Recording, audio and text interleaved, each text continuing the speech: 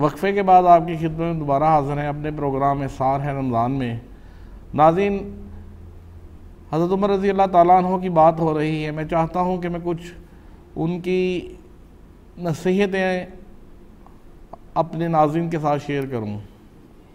आप फरमाते हैं, कम खाना सेहत, कम बोलना हिकमत, कम सोना इबादत में दाखिल है, कम गोई में हिकमत है, कम खोरी में सेहत और लोगों से कम मिलने में आफियत है। फिर एक जगह आप फरमाते हैं, जो पीछे हटा वो फिर आगे नहीं बढ़ेगा। फिर कहते हैं, लालच से ज़्यादा अक्ल को बर्बाद करने वाली कोई शय नहीं, यहाँ तक कि शराब भी नहीं। फिर कहते हैं, किसी के लिए ये ज़ेबा नहीं कि हाथ पे हाथ धरे बैठा रहे और दुआ करे कि ए खुदा रिज़्क़ दे। खुदा आसमान से सेमो ज़र की बारिश नहीं करता। फिर कहते हैं, कबल इसके कि बुज़ुर्ग हो इल्म हासिल करो। असराफ इसका भी नाम है कि जिस चीज़ को इंसान की तबीयत चाहे उसे खाए। जो शख्स अपना राज पोशीदा रखता है, गोया वो अपनी सलामती अपने कब्ज़े में रखता है। जो आदमी अपने आप को आलम कहे वो जाहिल है, और जो अपने आप को जनती कहे वो जहन्नमी है। नाज़रीन, ये कुछ नसीहतें मैंने आपके साथ शेयर की। अब मैं अपना अगला सवाल अल्लामा मुफ्ती मोहम्मद यूसुफ़ी साहब से करूँगा कि हज़रत उमर रज़ी अल्लाह ताला अन्हु की ज़िंदगी के में उनका अपने रुफ़क़ा के साथ, अपने दोस्तों के साथ ताल्लुक़ कैसा था? जी, हज़रत उमर फ़ारूक रज़ी अल्लाह ताला अन्हु ये हमेशा किसी न किसी मनसब और ओहदे पर कायम रहे। रसूल करीम सल्लल्लाहु अलैहि वसल्लम के ज़माना अक़दस और उससे पहले भी ये सफ़ीर थे, और सफ़ारत का जितना शोबा था इनके पास था। फिर जब मुसलमान हुए तो फिर भी इनको रसूल करीम सल्लल्लाहु अलैहि वसल्लम ने अपना नायब बनाया हुआ था। जब आप जाते थे तो ये नियाबत का काम करते थे, काजी थे। हज़रत अबू बकर सिद्दीक़ के ज़माने में ये काजी थे। फिर ये जब ख़ुद इनको एक ओहदा मिला, यानी खिलाफत मिली, सबसे पहले तो खलीफातुर रसूल हज़रत अबू बकर सिद्दीक़ को कहा जाता था, इन्होंने उसको चेंज किया, टाइटल चेंज किया और अमीरुल मोमिनीन का लक़ब इस्तेमाल करवाया।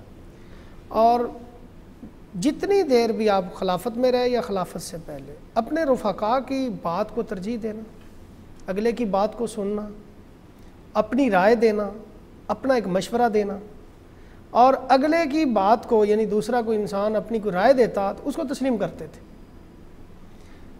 एक दफ़ा ऐसे हुआ कि हज़रत उमर फ़ारूक रज़ी अल्लाह ताला अन्हु ये हज़रत अबू बकर सिद्दीक़ के पास गए, कहने लगे, हुज़ूर उफ़ाज़ शहीद हो रहे हैं, कुरान जमा करें। उन्होंने कहा, जो काम रसूल करीम सल्लल्लाहु अलैहि वसल्लम ने नहीं किया वो मैं कैसे करूं? वापस आ गए, यानी ये नहीं किया कि फ़ौरी मनवा लें बात, वापस आ गए।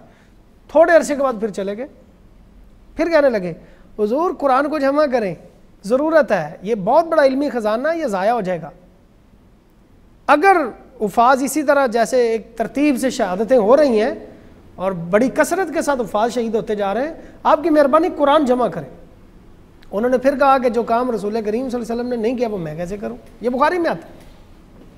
फिर चले गए, फिर आए, यानी कि बात मनवानी कैसे उनको आती थी।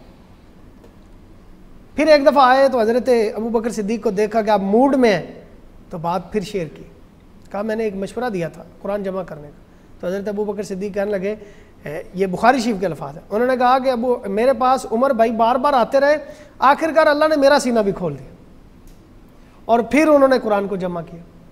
हज़रत उमर फ़ारूक रज़ी अल्लाह ताला अन्हु, जो आपने सवाल किया है कि दूसरे की बात सुनते उसको तरजीह देते, आप खलीफा थे, आपने एक औरत के बारे में हुक्म दिया कि इसको संसार कर दिया जाए। एक हज़रत मुआज़ इब्न जबल रज़ी अल्लाह ताला ये खड़े हो गए, कहने लगे, ये तो हामिला है, और जो बच्चा इसके पेट में उसका क्या कसूर है? तो हज़रत उमर फ़ारूक रज़ी अल्लाह तआला फ़ौरी अपना फ़ैसला वापस लिया और फरमाने लगे लौला मुआज़ लहाला का उमर, अगर आज मुआज़ तू ना होता तो उमर हलाक हो जाता। ऐसे ही एक केस आपके सामने आया था हज़रत उमर रज़ी अल्लाह तआला के सामने कि जो एक पागल औरत थी, आपने हुक्म दिया कि इसको संसार करो, हज़रत अली खड़े होकर कहेंगे ये तो मरफूल कलम है।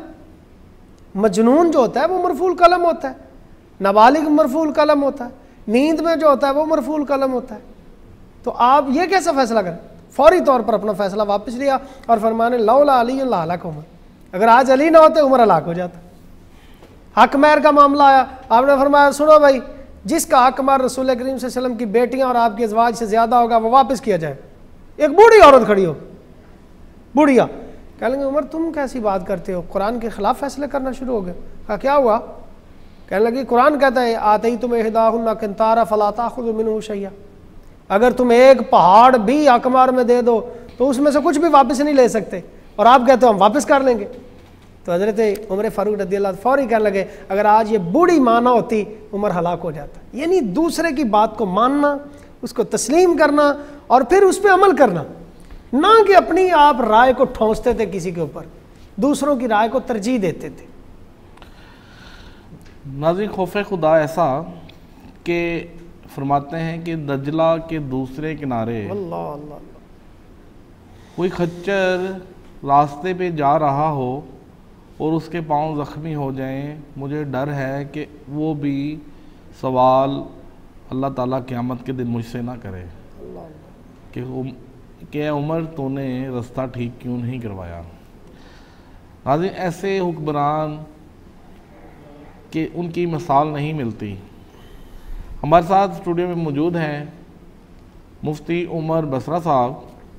मैं इनसे गुजारिश करूंगा कि आप नाज़रीन को बताएं कि जब आप वक़्त के खलीफा थे, अमीरुल मोमिनीन थे, तो आपके गवर्नरों के साथ कैसे तल्लुकात थे? जो आपने सवाल किया कि आपका गवर्नरों के साथ किस तरह का तल्लुक था, जब भी आप कोई गवर्नर किसी जगह तयन करते भेजते तो पहले उसका जो भी मालूमात होता वो लिख लेते हुए इसने कितना, इसके पास पैसे हैं। वो फिर जब गवर्नर भेजते, जब वापस वो आता तो फिर उसका वो सारा बैलेंस चेक करता भी इसके पास कितना बैलेंस है। अगर तो उससे ज़्यादा रकम होती तो वो सारी की सारी वापस ली जाती। कहते इस वजह से क्योंकि वो कहते जी हमें वहाँ से तोहफ़े तोइफ़ मिले हैं। तो हज़रत उमर कहते अगर आप गवर्नर ना होते तो आपको वहाँ से तोहफ़े किस तरह से मिल जाने थे, तो लिहाजा ये बैतुल माल में सारा माल जमा करो। एक और बहुत प्यारा वाक़या है कि आपने एक साहबा को, सईद बिन आमर नाम था, उनको गवर्नर बना कर जगह भेजा। आपकी आदम बारका ये थी कि जब भी आप किसी को गवर्नर भेजते 6 माह बाद या 7 माह बाद वहाँ जाते, उस इलाके के लोगों को इकट्ठा करते और गवर्नर को भी इकट्ठा करते। इकट्ठा करने के बाद लोगों से पूछते क्या इसका आपके साथ जो रवैया किस तरह का है, ये बताएं आप। तो लोगों की अगर कोई शिकायत होती तो वो अमीरुल मोमिनीन हज़रत सैयद उमर फ़ारूक रज़ी अल्लाह ताला अन्हु को बताते। तो उन लोगों ने ना जो जब सईद आमर बिन सईद को भेजा था जहाँ गवर्नर बनाकर, उन लोगों ने कहा कि इनकी 4 शिकायतें हैं। तो पूछा कौन कौन सी? फरमाया पहली शिकायत ये है कि पहले ये फजर के वक्त मिलते थे, अब फजर के वक्त हमें नहीं मिलते, इशराक और चाश्त में मिलते हैं। तो हज़रत अमीरुल मोमिनीन हज़रत सैयद उमर फ़ारूक रज़ी अल्लाह ताला ने कहा ऐ सईद बताओ, पहले तुम फजर में मिलते थे, अब इशराक और चाश्त में क्यों मिलते हो, क्या वजह है? तो फरमाया ए उमर, असल में बात यह है कि मेरे यहाँ मेरी बीवी है, वो पहले मेरी 30 साल उसने खिदमत की है, अब वो बीमार हो गई थी, जब बीमार हुई है तो वो मजूर हो गई है, चल फिर नहीं सकती। तो हज़रत सैयदना उमर फ़ारूक रज़ी अल्लाह ताला अन्हु ने कहा तो फिर क्या हुआ? तो फरमाया जब फजर की नमाज के बाद मैं फ़ौरन इस वजह से घर में चला जाता हूँ ताकि जाके उसकी देखभाल करूँ, उसको खाना खिलाऊँ, उसने अगर पेशाब वगैरह करना हो उसको पेशाब कराता हूँ, अगर उसके कपड़े वगैरह में गंदगी लगी हो वो साफ़ कराता हूँ। यानी सारे काम करके फिर मैं वापस इशराक और चाश्त के वक़्त वापस मस्जिद में आकर लोगों के मसाइल सुनता हूँ। यानी आप यहाँ गौर करें कि वक़्त के गवर्नर होकर भी जनाबे वाला किस तरह का उनका रवैया है। कहा तो आप मैं उमर फ़ारूक रज़ियल्लाहु ताला अन्हु ने कहा, मैंने उनसे कहा सईद बिन मुसैयब से, सईद बिन आमर से कहा, ए सईद तुम कोई नौकर वगैरह रख लेते। तो कहा या अमीरुल मोमिनीन मेरे पास इतने पैसे ही नहीं कि मैं नौकर कहाँ से रख लूँ। तो ये देखिए वक़्त के गवर्नर थे लेकिन था पास कुछ भी नहीं। लेकिन जब इस तरह के गवर्नर होंगे तो फिर हुक्मरानी भी अच्छी होगी। उसके बाद पूछा दूसरी बात, दूसरा लोगों की शिकायत ये है कि अब हफ्ते में 7 दिन मिलते थे तो अब 6 दिन क्यों मिल रहे हो, एक दिन कहाँ चले जाते हो। तो हज़रत सईद बिन आमर ने कहा या अमीरुल मोमिनीन ये मेरा और मेरे अल्लाह का राज था, मैं लोगों को नहीं बताना चाहता था लेकिन आप पूछ रहे हैं तो मैं आपको बता रहा हूँ। फरमाया क्या राज है। फरमाया मेरे पास, मैंने पहले भी आपको बताया कि मैं गरीब हूँ, मेरे पास सिर्फ एक ही सूट है और 6 दिन वो मैं पहनता हूँ और 7वें दिन वो गंदा हो जाता है। तो सर्दियों का मौसम है तो 7वें दिन मैं अपनी बीवी के कपड़े पहनकर वो सूट को धो के सारा दिन सुखाने के लिए डाल देता हूँ। शाम के वक़्त वो खुश्क होता है, फिर मैं दोबारा डाल के फिर वापस मैं लोगों के मसाइल सुनता हूँ। इस वजह से मैं एक दिन लोगों के मसाइल नहीं सुनता। जब ये बात लोगों ने सुनी तो हैरान रह गए कि वक़्त का गवर्नर होकर इतने हालात। यानी ये थी तरबियत हज़रत सैयदना उमर फ़ारूक रज़ियल्लाहु ताला अन्हु की अपने गवर्नर के साथ। माशाल्लाह सुभान अल्लाह, बड़े अच्छे अंदाज से आपने हमारे नाज़रीन को बताया कि जब हुक्मरान ईमानदार हो तो आगे उसके जो गवर्नर हैं वो कैसे ईमानदारी का सबूत देते हैं। मेरा अगला सवाल जी शफ़क़त यूसुफ़ी साहब, आप समझते हैं कि यूरोप ने जितनी भी तरक्की की है आज तक सियासी तौर पर या साइंसी तौर पर, वो हज़रत उमर रज़ियल्लाहु ताला अन्हु के दौर की ही कंटिन्यूटी है, उन्होंने ख़ुद कुछ भी नहीं किया अभी तक। जी बिल्कुल, बहुत अच्छा सवाल है। हज़रत उमर रज़ियल्लाहु ताला अन्हु, मैंने आपको पहले भी बताया कि ये इनका एक जो माइंड था ना, क्रिएटिव था। ये नई बात सोचते थे, क्रिएशन थी इनकी ज़िंदगी के अंदर, लाइफ के अंदर इन्वेंशंस करते थे, नए महकमे बनाना, ये उनकी सोच होती थी। जैसे डाक का महकमा, इससे पहले डाक का महकमा नहीं था, वो उसका आपने इजरा किया। फ़ौज का महकमा बनाया बाकायदा, पहले तो ऐलान होता था ना जिहाद है सब आ जाओ, अब वो एक बंदा ऐलान करता है ऐसे गलियों में, सारे इकट्ठे हो जाओ जिहाद के लिए जाना है। हज़रत उमर रज़ियल्लाहु ताला अन्हु का ज़माना है, आपने फरमाया ऐसे नहीं, एक महकमा होना चाहिए, हर एक ने तो जिहाद पे नहीं जाना, कुछ लोगों ने यहाँ निज़ाम भी चलाना है और कुछ ने जिहाद पे जाना है। फिर आपने इस महकमे को बनाया, पुलिस का महकमा बनाया आपने। और मैं आपको बताऊँ एक दिलचस्प बात, हज़रत उमर रज़ियल्लाहु ताला अन्हु जब डाक का महकमा बनाया गया, जब कोई खतूत आते तो ख़ुद जाते फ़ौजियों के ख़त उनके घरों में पहुँचाते और उनकी बीवियों को और उनके बच्चों को और उनकी माओं को, जो ख़वातीन घरों में होती, उनको फरमाते कि मैं यहाँ मौजूद हूँ, तुम्हारे जो शौहर हैं, तुम्हारे बेटे हैं, तुम्हारे भाई हैं, वो जिहाद के लिए गए हुए हैं, परेशान नहीं होना, सब्ज़ी मंगवानी है मुझे बता देना, मैं तुम्हारे घर सब्ज़ी भी दे जाया करूँगा। ये ख़त है और फ़लाँ दिन दोबारा डाक जानी है, ये ख़त तुमने जो वापस डाक भेजनी हो मुझे पैगाम देना, मैं दोबारा आऊँगा और तुम्हारा ख़त वहाँ पहुँचा दिया जाएगा। यानी एक इस महकमे को भी आपने कायम किया, डाक का महकमा बनाया आपने, हिजरी कैलेंडर आपने बनाया, इससे पहले हिजरी कैलेंडर नहीं था। ये 14 हिजरी को इसका इजरा हुआ। आपने फरमाया कि हमें वाक़यात का कैसे पता चलेगा कौन सा वाक़या कब हुआ। किसी ने कहा कि हम इसका तरतीब बनाते हैं नबी करीम सल्लल्लाहु अलैहि वसल्लम की विलादत से, किसी ने कहा हुजूर की हिजरत से, आपने फरमाया नहीं। किसी ने कहा कि हुजूर के विसाल से, आपने फरमाया हुजूर सल्लल्लाहु अलैहि वसल्लम की हिजरत से इसका इजरा किया जाए। इस तरह फिर हिजरी कैलेंडर बना और आपने जितने भी इलाके, जैसे आपने बात की ना 1036 शहर आपने फतह किए, 1036, और अपने दौरे खिलाफत के अंदर आपने 4000 वो मस्जिदें बनवाई जहाँ 5 वक्त की नमाज होती थी और 900 मस्जिदें आपने वो बनवाई जहाँ जुमा भी पढ़ा जाता था।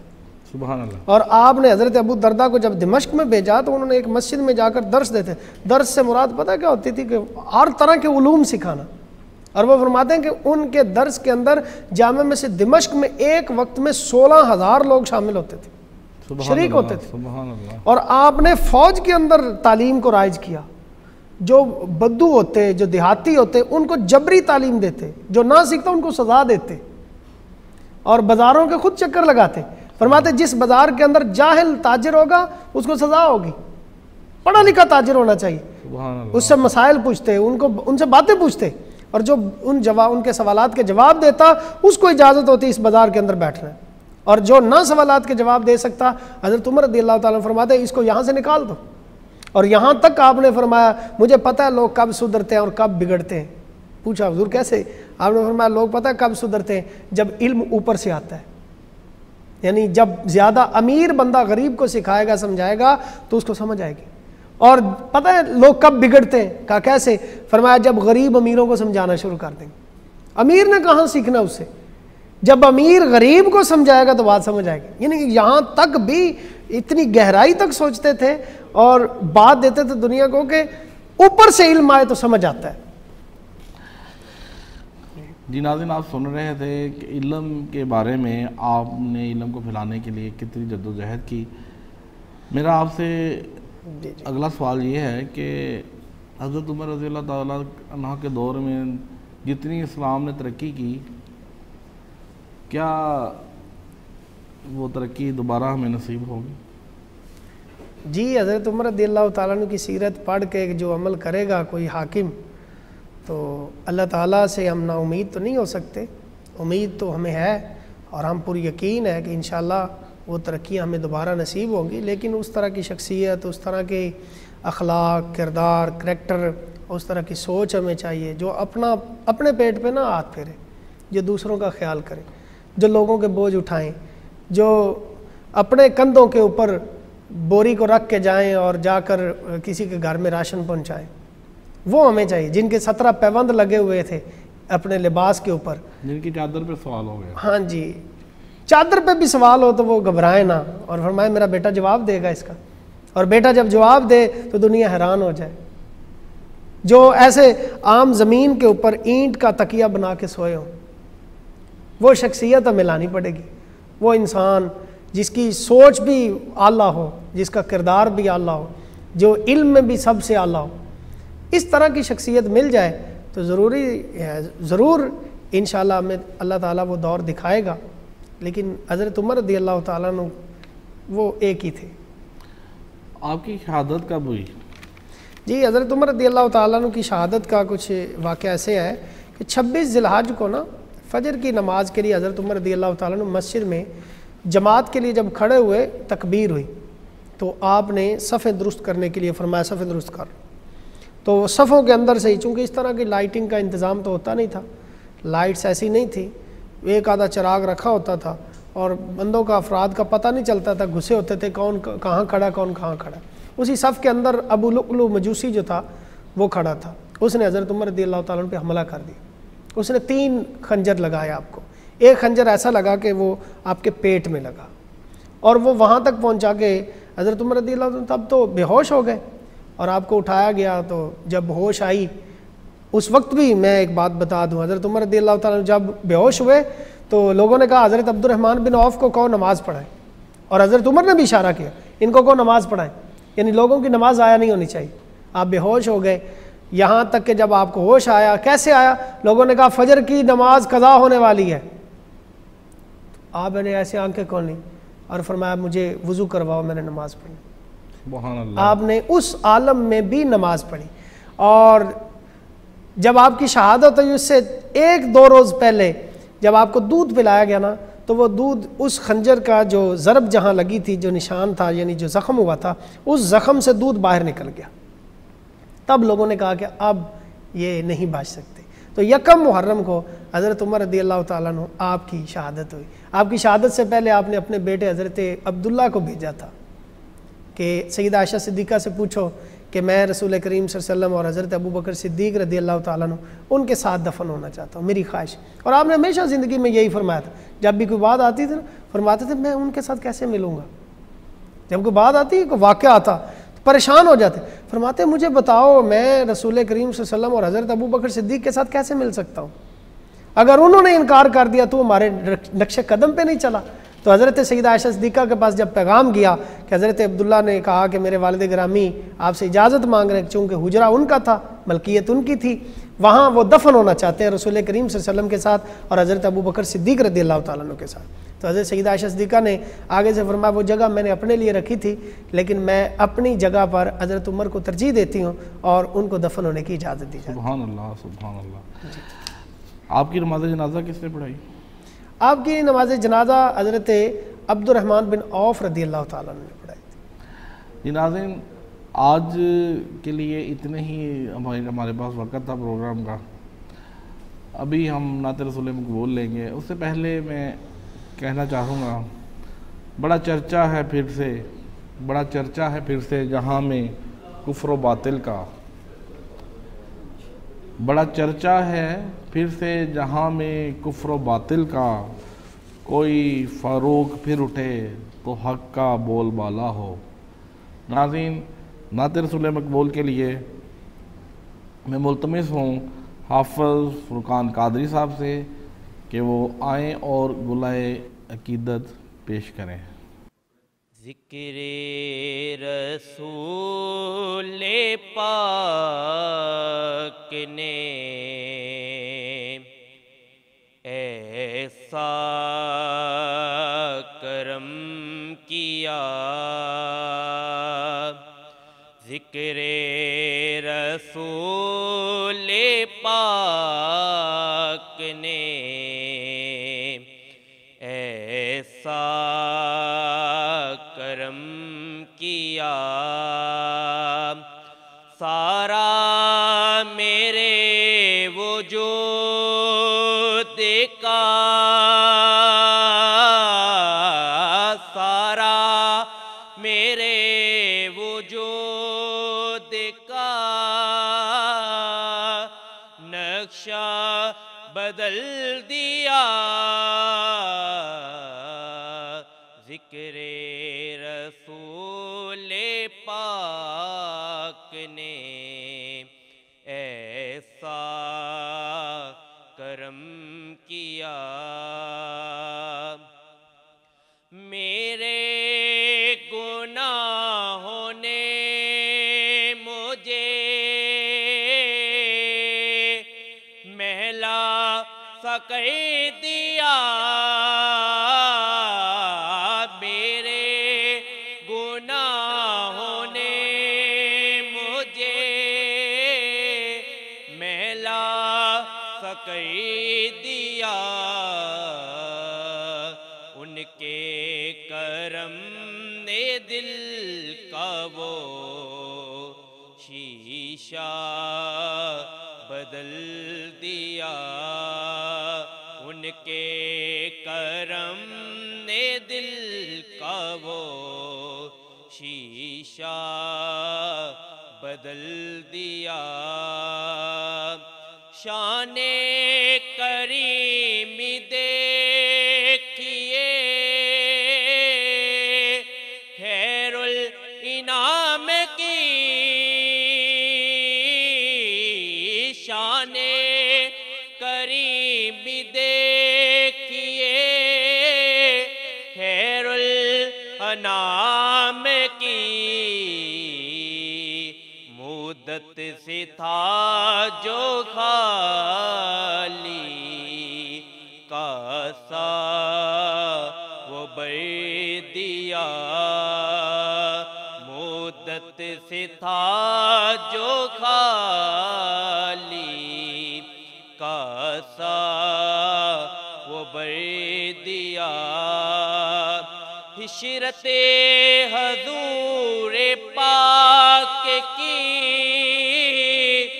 नजरों करम ने आज, हिशरते हजूर पाक की नजरों करम ने आज, मुदना तवा की दीस्त का हुलिया बदल दिया, मुझे नातवा की दीस्त का हुलिया बदल दिया। ज़िक्रे रसूल पाक ने ऐसा करम किया।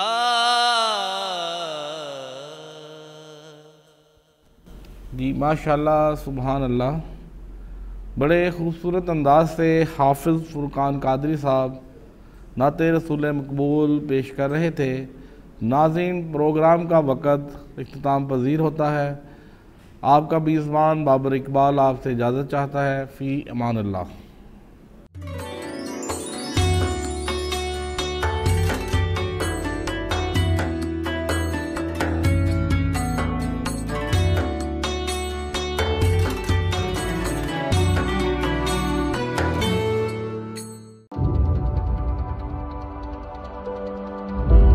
Studio 99 Production House.